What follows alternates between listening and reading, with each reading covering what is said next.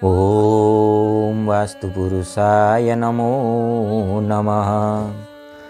समादरणीय सज्जनवृन्द, हामीहरू जीवनकालमा कुनै न कुनै समय नयाँ घर किन्छौँ सज्जन, अथवा हामी कुनै घरमा सर्छौँ।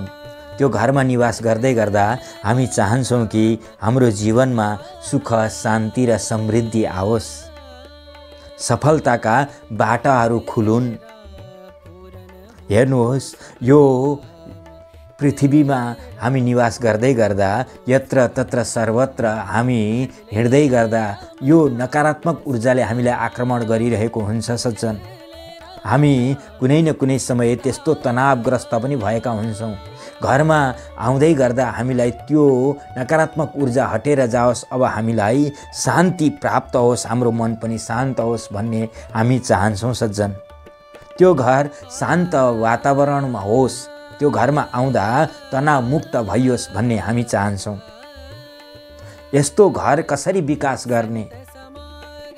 हेर्नुहोस्, पृथ्वी, जल, तेज, वायु, आकाशबाट आउने जुन ऊर्जा छ, यो प्रकृतिबाट आउने जुन ऊर्जा छ, हेर्नुहोस् यो ब्रह्माण्डमा विशेष विशेष स्थानमा, दिशाहरूमा विशेष विशेष देवताहरूको वास भएको पाइन्छ सज्जन। ती देवताहरूबाट आउने ऊर्जालाई सन्तुलन राख्नका लागि वास्तुशास्त्रको विकास गरिएको छ सज्जन।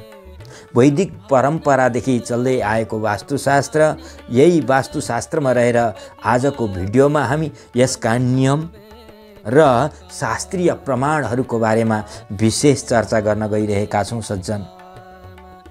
ऋग्वेदमा एउटा मन्त्र रहेको छ सज्जन, वास्तुस्पते प्रतिजानी हस्मान स्वावेशो अनमीवो भवानः जत्वे महे प्रतितन्नो झुखस्वसन्नो भवद्विपदे सञ्चथकुपदे। हेर्नुहोस्, यो मन्त्रमा के भनिएको छ भने, हे वास्तुदेवता, मलाई बुझ्नुहोस्, मलाई चिन्नुहोस् तपाईँले। म तपाईँलाई प्रार्थना गरिरहेको छु, मेरो प्रार्थना तपाईँले स्वीकार गर्नुहोस् हे वास्तुदेवता। किनभने अनमीवा, ममा रहेको जुन कष्ट छ, तनाव छ, जुन दुःख छ, यो सबै हटाइदिनुहोस् अनि सुख, शान्ति र समृद्धि प्रदान गर्नुहोस्। मेरो घरमा निवास गर्नुहोस्। मेरो घरमा म निवास गर्दैछु। म द्विपदे सञ्चथकुपदे, यो म दुई पाउ गरेको म मानव यो घरमा निवास गरिरहेको छु। अनि मेरा गोठमा मेरा चौपायाहरू छन्, पशुहरू छन्। हामीलाई सुख शान्ति प्रदान गर्नुहोस् सज्जन, सुख शान्ति प्रदान गर्नुहोस् हे वास्तुदेवता भनेर वास्तुदेवतालाई पुकार गरिएको छ। यो ऋग्वेदको मन्त्र हो सज्जन। यदि तपाईँको घरमा वास्तु पुरुषको पूजा गर्दै हुनुहुन्छ भने गुरुदेवले, गुरुवरले पक्कै पनि यो मन्त्रको उच्चारण गर्नुभएको हुन्छ सज्जन। हामीले घर बनाउँदै गर्दा विशेष हामीले के विचार गर्नुपर्छ भने, हामी त्यो घर पूर्व फर्केको छ भने सज्जन, हामीले पूर्व दिशामा सूर्य ग्रहको वास हुन्छ। त्यो सूर्य ग्रहको त्यो पूर्व दिशामा हामीले अलिकति खुल्ला ठाउँ राख्नुपर्छ सज्जन। सूर्य जुन दिशाबाट प्रवेश गर्दै हुनुहुन्छ भने अलिकति खुल्ला राख्नुपर्छ, किनभने त्यो सूर्यबाट आउने जुन ऊर्जा छ त्यो घरभित्र पसोस्। आग्नेय कोणमा तपाईँले भान्साघर बनाउनुपर्छ, पाकशाला बनाउनुपर्छ। त्यो पाकशाला बनाउँदा हामीले विशेष के ध्यान दिनुपर्छ भने सज्जन, आग्नेय कोणमा हुनुपर्छ। दक्षिण र पूर्वको बिचमा यदि पाकशाला बनाइनौँ र अन्त कतै बनायौँ भने त्यो दोष लाग्छ सज्जन। यदि त्यो आग्नेय कोणमा हामीले अरू नै व्यवस्था मिलायौँ भने त्यो दोष हुन्छ। किनभने हेर्नुहोस्, अग्नि देवताको निवास गर्ने स्थान नै आग्नेय कोण हो। आग्नेय कोण भनेको पूर्व र दक्षिणको बीचको भाग। त्यो भागमा हामीले भान्साघर बनाउनु पर्छ। दक्षिणमा तपाईले शौचालय आदि बनाउँदा हुन्छ, किनभने दक्षिणमा यमराजको वास हुन्छ। सज्जन, मृत्युका देवता यमराजको वास भएको पाइन्छ। त्यस्तै गरेर नैऋत्य कोणमा पितृहरूको वास भएको हुन्छ, नवग्रहको वास भएको हुन्छ। हामीहरू जब त्यो घरमा हामी बसेका हुन्छौँ भने पक्कै पनि हामी नैऋत्यमा अथवा दक्षिणतिर हामीले एउटा कोठा पनि बनाउन सक्छौँ, शयन कक्ष। हेर्नुहोस्, त्यो घरको बीचमा चाहिँ हामीले निवास गर्नु हुँदैन सज्जन, त्यो ब्रह्मस्थान हो। पहिलेको पुरानो घरमा तपाईँले हेर्नुभयो भने वरिपरि कोठा हुन्थ्यो, अनि तलामाथि तला हुन्थ्यो, अनि बीचको भागमा खाली हुन्थ्यो सज्जन। त्यो बीचको भागमा आँगन बनाइन्थ्यो, किनभने वास्तुशास्त्र अनुसार बीचको भागमा केही बनाउनु हुँदैन। किनभने ब्रह्मस्थान हो, त्यो केन्द्र हो। त्यहाँ ऊर्जा त्यहाँ ठोकिन्छ आएर सज्जन। हामीले अहिले पहिलेका घरमा प्यासेज बनाउने चलन पनि थियो। अहिले त हामी गृहमा प्रवेश गर्दै गर्दा अहिले बैठक रुम पनि हामी बनाउने गर्छौँ। त्यो खाली ठाउँ, त्यो ठाउँमा हामीले शयन कक्ष चाहिँ बनाउनु हुँदैन सज्जन। हामी शयन कक्ष बनाउँदैछौँ भने दक्षिणतिर अथवा पश्चिमतिर हामीले बनाउन सक्छौँ। अनि हामीले पूर्व शिर पारेर सुत्नुपर्छ। प्राक्शिरा शयने विद्या धन मायुश्च दक्षिणे। यदि तपाईँ विद्यार्थी हुनुहुन्छ भने पूर्व दिशा पारेर तपाईले शिर पारेर सुत्नुपर्छ। अनि तपाईँ गृहस्थमा प्रवेश गर्नुभएको छ, तपाईँ व्यापार वाणिज्यमा प्रवेश गर्नुभएको छ, तपाईँ व्यापारी हुनुहुन्छ भने त तपाईले विशेष गरेर दक्षिण शिर पार्नुपर्छ, किनभने धन मायुश्च दक्षिणे भनेको छ। यदि वृद्धाहरू हुनुहुन्छ, तपाईँको घरमा बुबा आमा वृद्ध हुनुभएको छ भने दक्षिण शिर पारेर सुत्नुपर्छ, किनभने धन र आयुको वृद्धि दक्षिण शिर पारेर सुत्ता मात्र हुन्छ। अनि पश्चिम र उत्तर शिर कहिल्यै पारेर सुत्नु हुँदैन सज्जन। यदि हामी पश्चिम शिर पारेर सुत्दैछौँ, यदि उत्तर दिशातर्फ शिर पारेर सुत्दैछौँ भने हामीलाई दुःख कष्ट निम्त्याउन पनि सक्छ सज्जन। यी त भए हामी पश्चिम वरुण देवताको वास हुन्छ त्यो घरमा। त्यो घरको पश्चिमपट्टि वरुण देवताको वास हुन्छ। यदि तपाईले ट्याङ्की आदि बनाउँदै हुनुहुन्छ, पानी अथवा जलाशय आदि बनाउँदै हुनुहुन्छ, पानीको मुहान आदि बनाउँदै हुनुहुन्छ भने तपाईले पश्चिमतिर बनाउँदा भयो।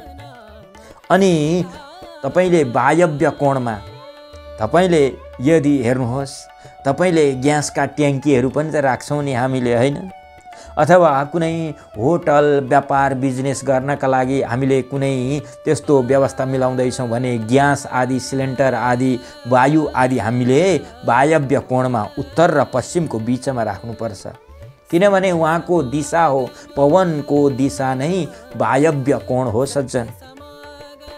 अनि हामीहरू हेर्नुहोस्, घरमा बस्दै गर्दा शयन कक्ष जता बनाए पनि, हामी दक्षिणतिर बनाए पनि पश्चिमतिर बनाए पनि, यदि हामीले जुन दराज छ नि धन द्रव्य आदि स्वर्ण आदि हामीले राख्दैछौँ, हिरा मोती राख्दैछौँ भने हामीले पक्कै पनि उत्तर दिशामा राख्नुपर्छ। अथवा तपाईले असहज भइरहेको छ, शयन कक्षमा तपाईँ राख्न चाहनुहुन्छ भने तपाईले उत्तरतिर फर्काएर राख्नुपर्छ। तपाईको दराजको ढोका उत्तरतिर फर्कियोस् सज्जन, किनभने उत्तरतिर कुबेर देवताको वास हुन्छ। तपाईले आलमारी धन द्रव्य आदि उत्तरतिर राख्नुभयो भने विशेष राम्रो। अनि पूजा कोठा तपाईले पूर्व र उत्तरको बीचमा बनाउनुपर्छ, ईशान कोणमा, किनभने ईश्वर देवताको वास हुन्छ सज्जन। यसरी तपाईले त्यो भूमिको निर्माण गर्नुपर्छ सज्जन। त्यसरी गरिएको खण्डमा हेर्नुहोस्, हामी त वास्तु मण्डल बनाउँछौँ, होइन? वास्तवमा वास्तु पूजा हामीले घर बनाउनुभन्दा पूर्व नै गर्नुपर्ने हो। त्यसको जग राख्दै गर्दा त्यो वास्तु पूजामा हामीहरू 63 देवताको हामी देवतालाई आह्वान गर्छौँ सज्जन। 63 देवताको हामी षोडशोपचारले पूजा अर्चना आदि गर्छौँ। अनि सबै देवी देवताहरूलाई त्यहाँ हामीले बोलाइसकेपछि ती देवताहरूको विशेष विशेष ठाउँमा उहाँलाई त्यहाँ स्थापना गर्छौँ सज्जन। वास्तु भनेकै देवता र मनुष्यसँगै बस्नु हो सज्जन। यदि मनुष्य मात्रै त्यो घरमा निवास गर्दैछन् भने वास्तु मिलेको छैन भन्ने बुझ्नुपर्छ। देवताले निवास गरिरहनु भएको छैन भने त्यो वास्तु मिलेको छैन। ऊर्जालाई सन्तुलन गर्नको लागि त वास्तु देवताको निवास हुनुपर्छ सज्जन। वास्तु भन्नाले सबै देवी देवताहरूको निवास भएको घर भन्ने हामीले बुझ्नुपर्छ सज्जन। हेर्नुहोस्, कुनै समयमा शिवजी र अन्धकासुरको युद्ध चल्नै आँटेको थियो सज्जन। भगवान शिवले ती अन्धकासुरलाई मार्नै लाग्दा भगवानको निधारबाट एउटा श्वेत पसिना झर्यो। त्यो पसिना देवताको रूपमा परिणत भयो सज्जन। ती देवता विशाल काया सहित शरीर सहित उत्पन्न भए। उत्पन्न भइसकेपछि उनले सोचे अब यो पृथ्वीलाई म ग्रहण गर्छु भन्ने सोचे। सोच्दा सोच्दै के भयो भने देवताहरू आत्तिए। यो त प्रकृतिलाई विनाशै गर्न लागे यिनले त। यी पनि देवता हुन् तर अनर्थ गर्न लागे। अब यिनलाई हामीले त्यही दबाउनु पर्छ, यिनलाई अब हामीले काबुमा राख्नुपर्छ भनेर सबै देवी देवताहरू त्यहाँ गएर हाम फाले र विशेष विशेष ठाउँमा त्यही बसे सज्जन। कोही शिर पक्रिए त्यही बसिदिए, कोही आँखामा बसे, कोही नाकमा बसे, कोही मुखमा बसे, कोही कानमा बसे सज्जन, कोही हातमा बसे, कोही छातीमा बसे, कोही खुट्टामा बसे। यसरी सबै देवी देवताहरू त्यहाँ बसेर त्यही थिचिरहे। त्यहाँ गर्दै गर्दा भगवानले के आशीर्वाद प्रदान गर्नुभयो शिवशङ्कर भगवानले भने, हे देवताहरू हो, तिमी जहाँ बसेका छौ नि अब तिम्रो स्थान त्यही हो, त्यही बसिराख। किनभने अब तिमीहरूलाई जसले आह्वान गरेर बोलाउँछ तिमी वास्तु सहितै त्यहाँ जानु अनि त्यो घर तिमीले सुरक्षा प्रदान गर्नु भन्ने आज्ञा भएको छ सज्जन। यसरी वास्तु पुरुषलाई हामीहरू आह्वान गर्छौँ र आफ्नो घरको जमिन मुनि हामी दबाउँछौँ, राख्छौँ सज्जन। हेर्नुहोस्, हामीहरू घरमा पूजा लगाउँछौँ, यज्ञ अनुष्ठान गर्छौँ है, अनि सबै देवी देवताहरूलाई आह्वान गर्छौँ। आह्वयामी स्थापयामी पूजयामी भन्छौँ। नवग्रह पनि आह्वान गर्छौँ, शिव स्थापना पनि गर्छौँ, सत्यनारायणको पूजा गर्छौँ, दीप कलश गणेश सबैलाई पूजा गर्छौँ। यज्ञ गर्दै गर्दा सबै देवी देवताहरूलाई आह्वान गर्छौँ, उहाँहरूलाई आहुति पनि दिन्छौँ है। अनि आरती पुष्पाञ्जली गरिसकेपछि अनि हामी के भन्छौँ भने, यन्तु देवगणा सर्वे पूजामादाय पार्थिवम यत्र ब्रह्मादयो देवा तत्र गच्छ हुतासन।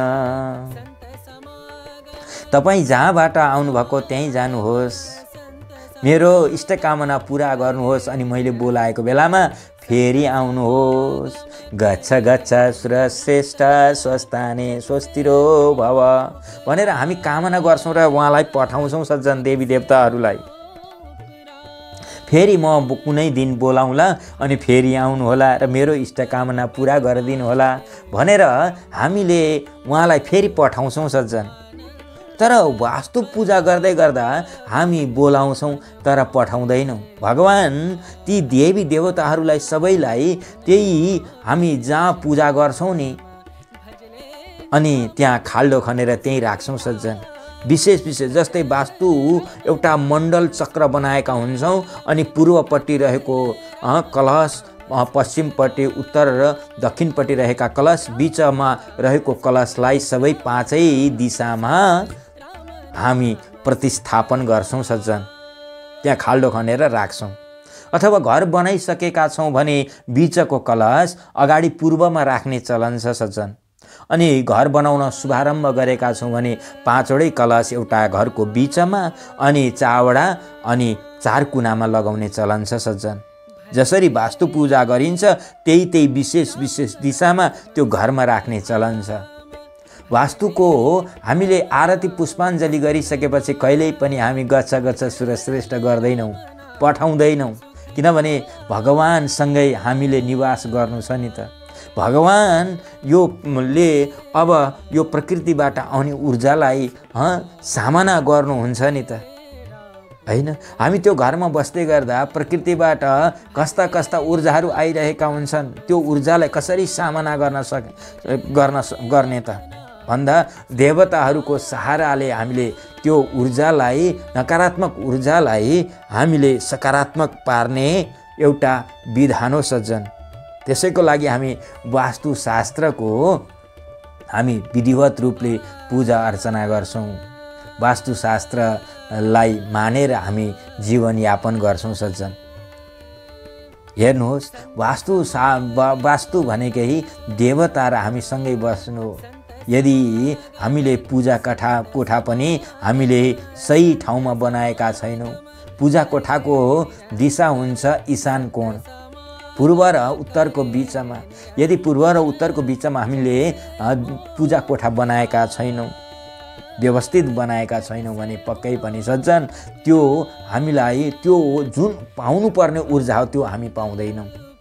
हामीले कष्टमय जीवन जिउनु पर्ने हुन सक्छ सज्जन। सफलता